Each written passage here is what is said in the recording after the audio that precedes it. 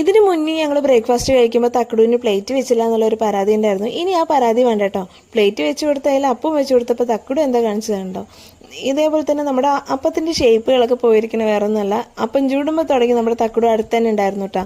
അങ്ങനെ തക്കടുവിന് പിച്ചിട്ടാണ് അപ്പത്തിൻ്റെ ഷേപ്പുകൾ മുഴുവൻ ഇങ്ങനെ ആയിരിക്കുന്നത്.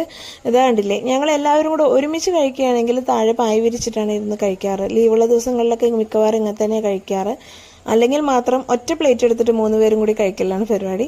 അപ്പോൾ നമ്മുടെ തക്കുടുവിന് ഉള്ളിലിരുത്തി തിന്നാൻ കൊടുക്കണതല്ല പ്രശ്നം. അവൾ ഞങ്ങളെ ബുദ്ധിമുട്ടിക്കുന്നത് മാത്രമല്ല, അവൾക്ക് കഴിക്കാൻ കൊടുത്തതും അത് ഓരോ ഭാഗത്ത് ഒളിപ്പിച്ച് വെച്ചിട്ടാണ് ഞങ്ങൾ കഴിക്കണേന്ന് വന്ന് പിടിച്ച് വലിച്ചുകൊണ്ടിരിക്കുന്നത്.